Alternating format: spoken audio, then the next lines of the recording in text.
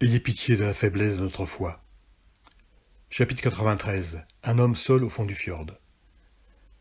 Très aimée Anna. Ces jours où je guettais le bruissement de ta robe et le courant d'air qui porterait ton parfum, comme on attend les signes du printemps, je suivais la courbe du soleil qui projetait sur le sol de mon cachot un rectangle de lumière découpé par l'ombre des barreaux de la petite fenêtre. Ces dernières semaines, en Laponie, alors que le soleil brille de nouveau, j'observe le ciel et Eret montra du doigt le fond du fjord, vertigineux. Du haut de la falaise, le village norvégien semblait minuscule. L'océan s'étendait, à perte de vue, scintillant, à la fête, sans frein pour les yeux. L'esprit d'Isco, lui aussi, se sentait pousser des ailes. L'appel de la mer le frappa au cœur et au ventre. Il y faisait face maintenant. Il étendit les bras, ferma les yeux et poussa un long cri. Le cri jaillit et rebondit entre les roches et les parois. Il dévala le long du fjord, alerta les pêcheurs, prit d'assaut les galions, s'immisça dans les pensées secrètes des marins. Isco voyageait en eux. Noaidi, qui arpentait les cavernes souterraines du monde, Isco volait sur les flots, communiquait avec les esprits des morts. Et si le sortilège de Darja se révélait enfin? Si ce sortilège n'était que don, celui d'écouter le monde. Les bras toujours tendus, enveloppé par les vents qui le bousculaient, Isco mobilisa sa main gauche. Tout son être se portait de ce côté-là. Son corps basculait, sans qu'il bouge. L'énergie se déportait, le quittait. Il filait d'un coup. Il suffisait de suivre les vagues, d'écouter le souffle, de croire, de prendre la furie pour ami, force et fracas, souffle et douceur. Combien de temps dura ce voyage? Une seconde? 10 minutes? Il survola Saint-Jean-de-Luz, foula au pied la plage de sable ocre, affronta à poitrine offerte à la vague de la Bellara. La maison d'Etcheverry tenait son rang. Alaya et Pasquale s'étaient retrouvés, apaisés. Il ouvrit les yeux, respira, sans se soucier des regards d'Eret et Aïla et des autres. Il bascula sur la main droite, et son esprit, désormais entraîné, se retourna en boule et disparut sans qu'il le perde, plana sur les îles glacées du Spielberg. Carmelo s'y débattait dans les flots, se rattachant à son harpon. Les croix sur l'île de la Nouvelle-Amsterdam subissaient l'érosion. Puis tout revint dans l'ordre. Isco rassembla ses mains devant lui, fusionnant Saint-Jean-de-Luz et le Spitzberg aux extrémités de l'Atlantique pour s'incarner dans ce gros village de pêcheurs qui s'étendait à ses pieds. Allons-y. La petite caravane se mit en route. Les Lapons utilisaient ces sentiers depuis des temps immémoriaux pour vendre leur peau et acheter farine et fer quand ils ne voulaient pas dépendre des marchands suédois. Le village était suspendu entre mer et montagne. Il s'accrochait à une étroite langue de terre au pied de l'immense falaise qui tombait à pic dans les flots, laissant place à une quarantaine de maisons et quelques champs. Des troncs de bouleaux formaient des échafaudages où séchaient des milliers de poissons au vent de l'océan. « Tu vois la taille des bateaux » commença Eret. « Le village est plus important qu'il n'y paraît. Beaucoup de commerce y transite. C'est pour ça qu'il y a cet orfèvre. » Ils arrivèrent bientôt sur la petite place située sur le quai. Des pêcheurs débarquaient des morues étincelantes. Ils jetèrent à peine un regard aux nouveaux arrivants. Des hommes déchargeaient des tonneaux d'un gros navire, un galion hollandais. Isco reconnut l'odeur, de l'huile de baleine. Les marins embarquaient des pots et des poissons. Les Norvégiens sortirent d'un entrepôt pour examiner les marchandises qu'apportaient les Lapons. Aucun mot échangé. Tout allait vite. Les marchands montraient du doigt ce qu'ils voulaient. Les Lapons se dirigèrent vers les entrepôts. Le troc se ferait à l'abri. Eret entraîna Isco à travers la place, se faufilant derrière les entrepôts pour s'engager dans une ruelle sombre où des petites maisons en bois collées les unes aux autres se succédaient jusqu'au contrefort de la montagne. Eret poussa la porte de l'une d'elles. L'enseigne, suspendue au-dessus de la porte, indiquait un artisan orfèvre. L'intérieur était minuscule, obscur, à part le four incandescent qui, malgré sa taille modeste, avec une ouverture d'une longueur de main, éclairait intensément un homme bossu à la barbe courte. Il était penché, de profil, sur un établi en bois grossier, tenant d'une main gantée une pince chauffée à blanc enfermant une pièce, de l'autre un poinçon. Il travaillait à la lueur du four. Ses petits yeux se portèrent vers Isco et Eret. Il se reporta sur son ouvrage, frappant d'un coup vif et précis le bout de métal. Il l'observa, un instant, le plongea dans le four, patienta en observant à nouveau Eret et Isco, toujours sans un mot. Va vendre tes pots aux Hollandais, et dis-leur que je suis un cartographe d'Amsterdam, et que je vais embarquer avec eux. Elred s'éclipsa sans poser de questions. L'homme sortit la pièce du four, prit une pince plus fine pour courber une partie du métal, afin de lui en faire toucher une autre, formant une ovale. Il regarda le résultat, puis plongea le tout dans un bol rempli de liquide. Un bref nuage de vapeur émergea dans un sifflement, s'élevant au-dessus de l'orfèvre, avant de se perdre dans l'obscurité. L'homme reposa ses outils. Il attrapa un manche en bois, prolongea une brosse drue, nettoya le petit bout d'établi, et finit en se grattant le dos longuement. Il leva la tête vers le plafond, ferma les yeux. Isco avait presque l'impression de l'entendre ronronner de plaisir. Il se gratta ainsi un moment, seul au monde, visage illuminé au ton du feu. Il reposa enfin sa brosse. Il tourna la tête vers Isco. La partie droite de son visage était brûlée, une cicatrice ancienne et laide qui courait du front jusqu'au menton, masquant l'orifice oculaire recouvert d'une chair fondue. « Qu'est-ce que vous voulez ?»« Vous êtes suédois ?» remarqua Isco. « Ça vous dérange ? Vous n'êtes pas suédois. Français. Hein, je connais des Français. Ils s'arrêtent parfois ici, font du commerce avant de repartir chez eux ou vers le nord. J'ai dû passer devant votre fjord il y a longtemps, quand je partais à la chasse à la baleine. Mais je ne me rappelle pas être arrêté ici. Ce n'est pas mon fjord. Non ? C'est devenu mon fjord après. Il montrait son visage, brûlé et sa main gantée. Comment avez-vous eu ça ? L'homme le regarda longuement. On n'entendait plus que le crépitement assourdi des flammes dans le four. Qu'est-ce que vous voulez exactement ? Pourquoi vous venez ici ? On m'a dit que vous pourriez m'aider, répondre à certaines questions. Des questions, hein ? Oui, une femme, une lapone, dans les montagnes là-bas. Isco se retourna pour montrer la direction, et l'homme profita de son mouvement pour bondir de son tabouret et bousculer Isco qui bascula en arrière. Sa tête heurta violemment le sol. Ébranlé, il perdit de précieuses secondes à retrouver ses esprits. L'homme se jeta sur lui et s'assit sur sa poitrine, sa pince encore fumante à un doigt de son œil gauche. C'est que j'aime pas les questions. La dernière fois qu'un homme est venu me poser des questions, il m'a brûlé la moitié du visage après m'avoir crevé l'œil. Alors j'aime pas les questions. Par contre, je sais comment crever un œil sans tuer. Il approcha encore la pince du visage d'Isco, collant presque le sien, déformé par la cicatrice. La chaleur de la pince l'obligea à fermer un œil. « Laissez-moi vous montrer quelque chose. » L'homme émit un grognement de menace. Doucement, doucement. Isco passa la main dans l'échancrure de son manteau en peau de renne et tira le pendentif. L'homme arracha d'un coup la lanière en peau et hurla. « Où vous avez volé ça ?» Isco essaya de répondre calmement. « Je n'ai pas volé. On me l'a confié. Il y a longtemps, une lapone. Elle est morte. »« Son nom !» L'homme criait, plus agité encore. Il secouait avec frénésie la pince. Isco sentit d'une brûlure près de la tempe, une odeur de char brûlé. La douleur le fit sursauter, mais l'homme était prêt à aller jusqu'au bout. Son œil tournait à la sauvagerie. « Je vous transperce l'œil, je le jure. À qui l'avez-vous volé ? Je ne l'ai pas volé. Elle s'appelait Darja, une femme d'Isaac, mère de Chakar, du clan de Kéry. »« Darja ? Elle est morte, Darja. »« Je sais !» cria Isco. « J'ai assisté à sa mort. » « Vous avez assisté à sa mort, vous en étiez !» L'homme pointait maintenant sa pince sur l'œil, prêt à l'enfoncer. « J'ai tué son meurtrier !» L'homme marqua le coup. Il se redressa un peu, la pince toujours pointée sur l'œil d'Isco, mais il hésitait. Isco retint son souffle. Il jouait son va-tout. De quel côté penchait cet homme ? « Je l'ai tué, et ça m'a coûté 12 ans de cachot. »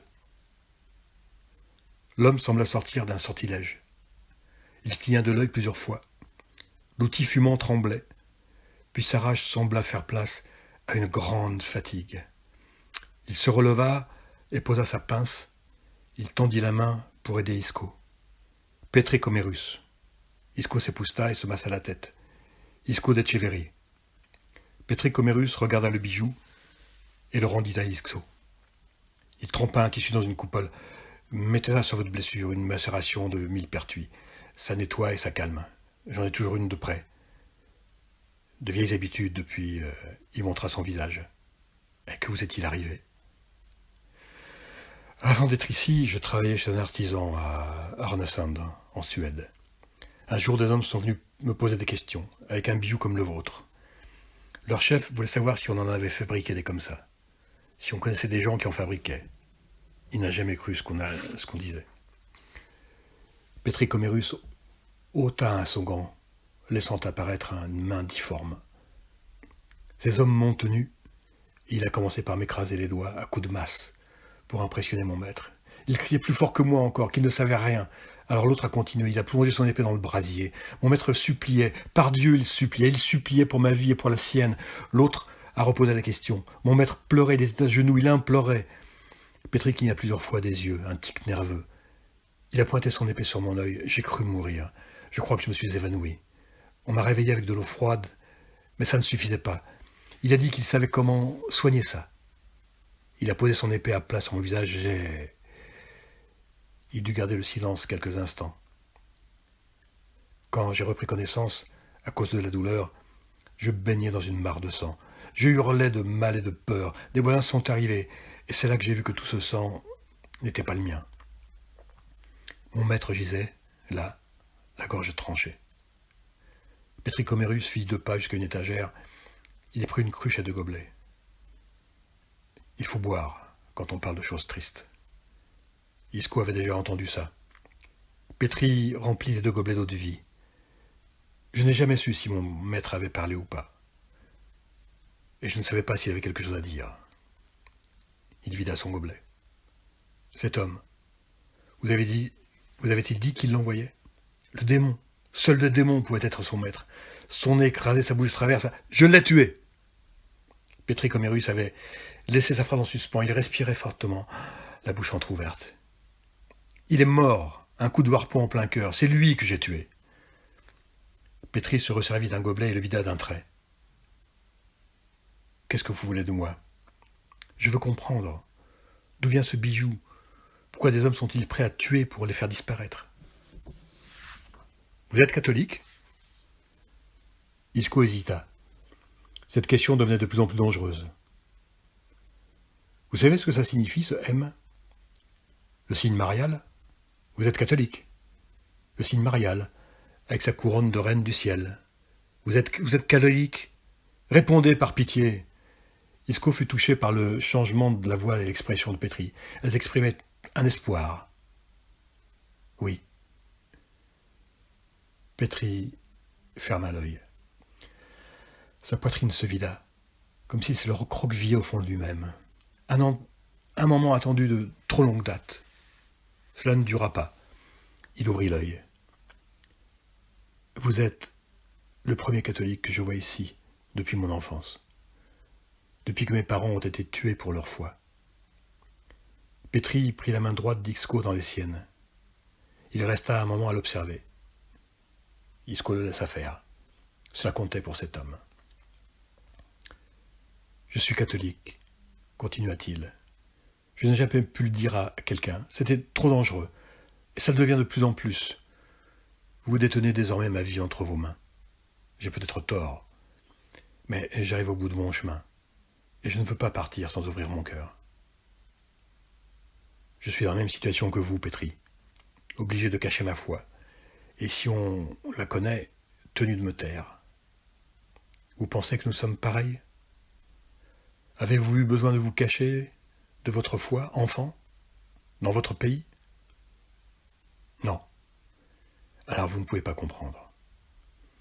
Petri serrait la main d'Isco plus fort, sans s'en rendre compte. Isco ne voulait pas décevoir l'artisan. Lui dire que dans son pays, il avait vu comment, au gré des exigences de la politique, on savait accommoder la religion, négocier des alliances entre la France très catholique et la Suède très luthérienne. C'est l'homme qui compte, Petri. La seule voix qui compte, c'est celle que l'homme porte en lui, dans le secret de son âme. C'est ce que vous dites au Lapon, qui porte ses anneaux dédiés à la Sainte Vierge, quand des pasteurs luthériens sont à leur trousse, quel que soit le prix. Je ne leur dis rien, Petri. Mon père et ma mère ont été les victimes d'une chasse aux sorcières. Au cours du combat contre les démons, on envoyait des gens au bûcher, quand la vraie raison était des jalousies entre clans, des luttes pour le pouvoir ou pour des terres. Des inquisiteurs et des juges aveuglés pensaient à leur carrière, pas à leur prochain. Petri retira vivement ses mains. Ce que vous dites est affreux, je ne peux y croire. C'est pas grave, Pétri. Gardez votre foi intacte et ne laissez personne y toucher. Pétri Comérus le regardait d'un air troublé. Vous êtes sûr? Parlez-moi plutôt de ce parement. Et quand j'étais apprenti à Earnsand, j'ai vu des broches qui reprenaient ce symbole, ce M couronné. Mais ces bijoux précis, avec un M couronné au milieu d'un anneau, et parfois d'un A suspendu, je ne les ai vus que chez les Lapons. Et vous croyez que les Lapons seraient imprégnés de foi catholique? Pétri Comérus prit le temps de réfléchir. Certains, peut-être, mais sans le savoir. Ce n'est pas important pour eux. Depuis que j'ai fui la Suède et que je vis ici, j'ai visité d'autres fjords. La seule explication que j'ai trouvée, c'est que ces bijoux viennent d'un monastère catholique. Tautra. Comérus le regarda avec un air surpris. Oui. Ou Munkabi. L'un comme l'autre ont été détruits depuis longtemps. J'ai eu entre les mains la lettre d'un moine cistercien de Tautra. Il évoquait une mission chez les Lapons. Oui, des bateaux faisaient souvent escale ici, pour acheter des pots. J'ai embarqué un jour sur un navire et je suis resté un temps dans le nord de la France, pour compléter mon métier. J'étais dans un monastère cistérien, c'était avant que j'entende parler de Tautra et de Munkabi.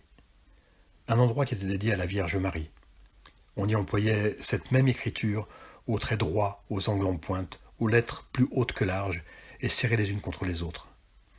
Les moines cisterciens ont apporté cette tradition à Tautra, et je pense qu'ils se servaient de ces anneaux dédiés à Marie pour acheter des pots de reine.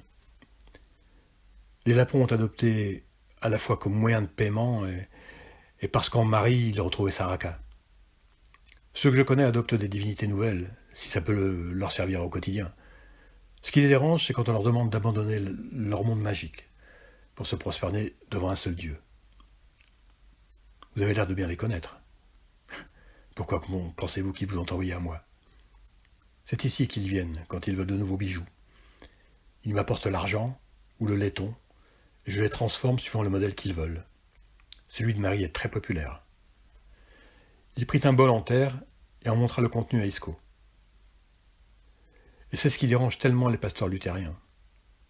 Le culte de Marie, qu'ils combattent si fort, vit sa propre vie dans les montagnes de Laponie. Et ils ont peur qu'elles ne sont pas sûres d'eux. Ils ont peur de nous. Ils ont peur de notre retour.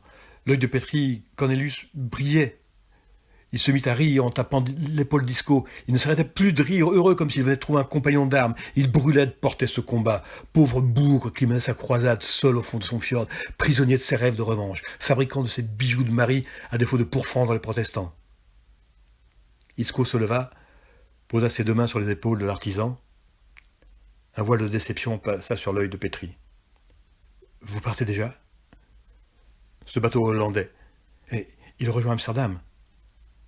Isco hocha la tête. Pétri Comérus le retint encore. Il prit un air gêné. Le navire ne partira pas avant ce soir, avec le soleil de nuit. Le Suédois se tenait les mains, son regard borgne intense. « S'il vous plaît, dites-moi la messe. » Isco fut ému. Cela faisait si longtemps. Son dernier souvenir remontait à cette confession terrible de frère Jean Elizondo. Depuis, Isco disait ses prières dans l'intimité, seul, avec ses doutes. Il prit des herbes posées sur l'étagère devant la fenêtre crasseuse. Pétri le regardait faire, ému lui aussi. Isco mit les herbes dans son gobelet vide, y plongea une braise. Une petite volute de fumée s'en dégagea. Isco balança le gobelet dans la pièce sombre. L'odeur de l'herbe brûlée les entoura. Pétri Comérus comprit. Il joignit les mains. Isco se plaça devant lui. Au nom du Père, du Fils et du Saint-Esprit. Ensemble, ils firent le signe de croix, lentement, prenant le temps de sentir le bout des doigts presser le front, la poitrine, l'épaule gauche, l'épaule droite. Amen, répondit Pétri, la gorge serrée. Le Seigneur soit avec vous. Et avec votre esprit. Les mains de Pétri, de nouveau jointes, tremblaient. Que Dieu, notre Père, et Jésus-Christ, notre Seigneur, vous donnent la grâce et la paix. Béni soit Dieu maintenant et toujours.